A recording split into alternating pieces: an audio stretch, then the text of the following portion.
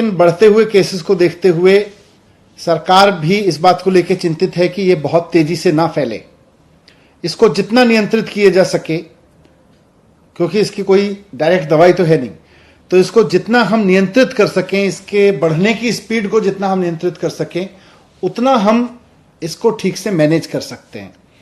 तो इसलिए आज डीडीएमए की बैठक में सरकार ने कुछ फैसले लिए।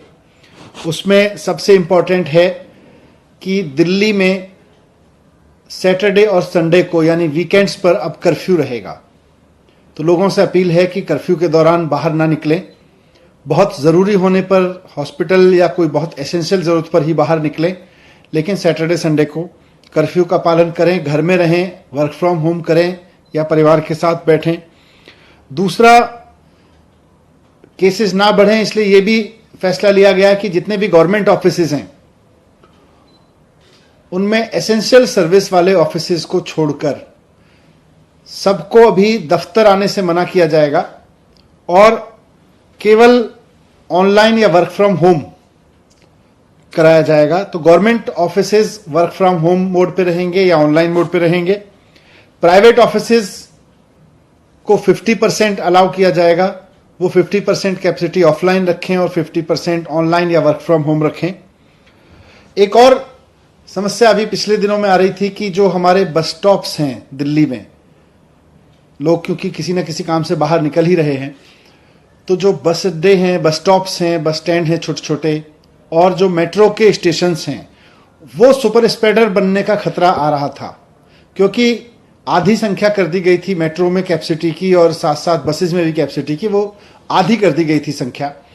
और उसकी वजह से मेट्रो स्टेशंस पर बहुत लंबी लंबी लाइनें लग रही थी, बस स्टॉप्स पर बहुत लंबी लंबी लाइन लग रही थी, वहां भीड़ हो रही थी, कई जगह भीड़ अनियंत्रित भी हुई।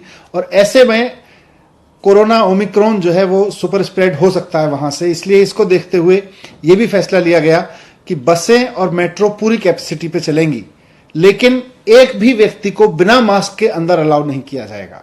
तो अगर आप बस में जा रहे हैं या मेट्रो में जा रहे हैं तो बिना मास्क के आपको किसी भी कीमत पर अलाउ नहीं किया जाएगा। ना सिर्फ चढ़ना बल्कि वहां यात्रा करना भी अलाउ नहीं होगा। लेकिन बस और मेट्रो अब फुल कैपेसिटी पे चलेंगे, ये भी डिसीजन लिया गया। एक बार फिर से मैं कहूंगा कि घबराएं नहीं, घबराने की जरूरत नहीं है। मास्क को एक हथियार बनाएं, साथ साथ बहुत जरूरी हो तभी घर से बाहर निकलें, और जब निकलें तो अगर मेट्रो या ट्रेन से बस से जा रहे हैं तो उसमें भी ध्यान रखें कि मास्क लगा के चलेंगे। लेकिन सैटरडे संडे पूरी तरह से कर्फ्यू रहेगा।